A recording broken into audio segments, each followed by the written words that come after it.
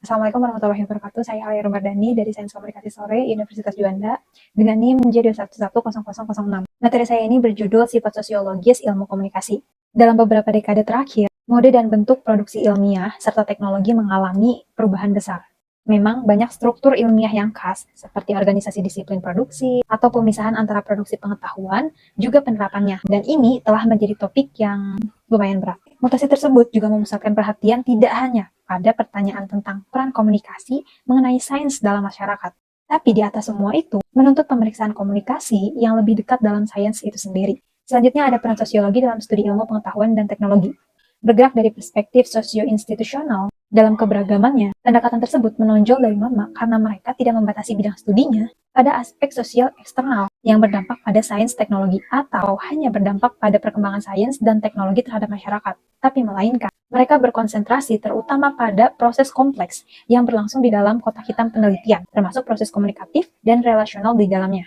Lalu yang kedua ada perspektif sosiologi ilmu komunikasi. Nah, model ini mengidentifikasi 8 komponen komunikasi yang berbeda. Dan semuanya ini dalam beberapa hal diperlukan bagi organisasi ilmiah untuk mengekspresikan potensi maksimalnya, serta mendukung interaksi yang lengkap dan menyeluruh antar berbagai aktor yang terlibat. Apa saja komponennya? Mari kita bahas. Yang pertama ada representation, yaitu komponen pertama komunikasi mengelilingi representasi subjek yang berkomunikasi. Jadi kelompok peneliti atau semacamnya itu harus selalu memberikan informasi tentang karakteristik, kemampuan, kurikulum, tujuan, dan potensi mereka sendiri jika mereka membutuhkan kredibilitas ilmiah. Nah, kredibilitas ini adalah elemen sentral yang konsisten untuk membangun kontak terpercaya dengan lawan bicaranya. Yang kedua ada vision. Nah, visi ini berkontribusi pada definisi tentang apa yang dipertaruhkan, yang ditimbulkan oleh kegiatan penelitian yang karenanya menjadi berbobot dengan signifikasinya bagi para peneliti yang sedang melaksanakan pekerjaan tersebut.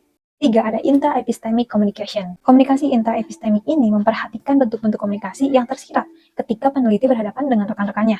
Poin 4. Ada trans-epistemic communication. Ekspresi trans-epistemic ini mengacu pada komponen komunikasi ilmiah yang berurusan dengan mata pelajaran yang berasal dari berbagai disiplin ilmu yang terlibat dalam proses, kurang lebih sama, sering beroperasi sebagai perwakilan dari lembaga non-aktif dari lembaga non-akademik. Selanjutnya ada social communication. Komunikasi sosial tidak hanya berurusan dengan pencapaian konsensus tentang isi kegiatan ilmiah, tapi juga berdampak besar pada kemajuan penelitian, menyiratkan pertukaran pengetahuan antar aktor sosial yang beragam dan memungkinkan kontekstualisasi pengetahuan ilmiah untuk misalnya tentang pengetahuan, tentang pasar, tentang penggunaan faktor-faktor produktif dan sebagainya yang dapat dihasilkan oleh perusahaan besar. Next ada political communication. Relevansi komunikasi politik menjadi sangat jelas ketika kita mulai mempertimbangkan kebijakan publik atau hal-hal yang berkaitan dengan alokasi sumber daya dalam hal penelitian ilmu pengetahuan dan teknologi misalnya.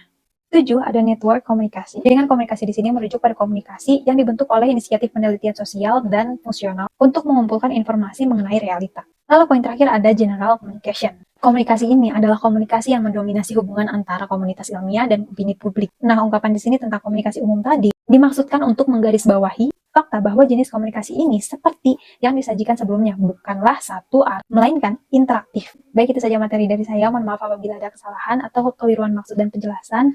Terima kasih atas perhatiannya. Wassalamualaikum warahmatullahi wabarakatuh.